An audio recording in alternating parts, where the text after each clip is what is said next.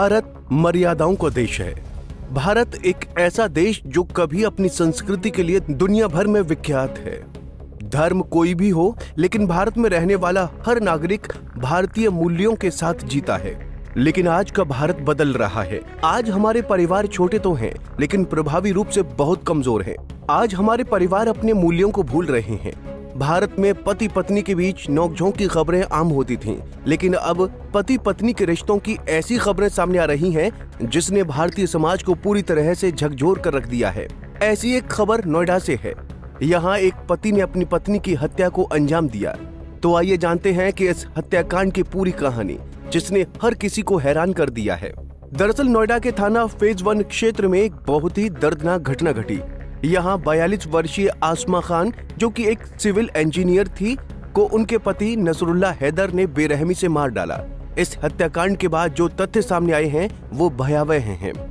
Nasrallah को अपनी पत्नी आसमा पर शक था कि वो किसी के साथ अवैध संबंध रखती है। इस कारण उसने पत्नी की हत्या कर दी।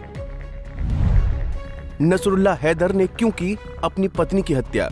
शक के चलते शुक्रवार की रात जब आसमा अपने कमरे में सो रही थी, तभी नसरुल्लाह हैदर ने अपनी पत्नी को मारने का मन बना लिया। उसने चाकू और हथौड़ा लिया और सीधे अपनी पत्नी के कमरे में पहुंच गया। उसने आसमा के सिर पर हथौड़े से कई बार वार किए, जिससे वो बेहोश हो गई। फिर उसने उनका गला रेत दिया। पोस्टमार्टम रिपोर्ट से ये साफ हुआ कि आसमा की मौत सिर पर हथौड़ा से वार करने के बाद हुई। इसके बाद ब्रेन हेमरेज के कारण वो कोमा में चली गई और कुछ समय बाद उनकी हत्या हुई। नसरुल्लाह हैदर और आसमा के बीच लंबे समय से तनाव चल रहा था। आसमा अपने करियर में व्यस्त थी और काम के सिलसिले में अक्सर बाहर रहती थी, जबकि नसरुल्लाह हैदर चाहता था कि वो नौकरी छोड़ दे और घर पर रहे। दोनों के बीच इस मुद्दे पर अक्सर लड़ाई होती थी। ये तनाव इस हद तक बढ़ा कि नसरुल्लाह हैदर ने अपनी पत्नी को रास्ते से हटा देने का फैसला कर लिया। ये पूरी घटना और भी ज्यादा दर्दनाक तब हो गई जब आसमा के बेटे ने अपने पिता के खिलाफ पुलिस में शिकायत दर्ज करवाई। बेटे ने खुद फोन करके पुलिस को इस हत्याकांड की सूचना दी। पुलिस ने मामले की जांच शुरू की और नसरुल्लाह को गिरफ्तार कर लिया। वहीं पुलिस ने इस मामले में जानकारी दी कि रामबदन सिंह, डीसीपी गौतम बुद्ध नगर ने बताया कि 4 अप्रैल को हमें सूचना मिली कि सेक्टर 15 के C154 में एक महिला की हत्या कर दी गई। पता चला कि नसरुल्लाह हैदर नाम के व्यक्ति ने अपनी पत्नी पर शक के चलते हथौड़े से उसकी हत्या कर दी और चाकू से उसका गला रेत दिया। उसे गिरफ्तार कर लिया गया है। क्या कुछ अपडेट है सर उसमें हत्या की? देखिए, दिनांक 4 अप्रैल को कंट्रोल रूम द्वारा सूचना मिली थी कि सेक्टर 15 में C154 में एक महिला की हत्या कर दी गई थी।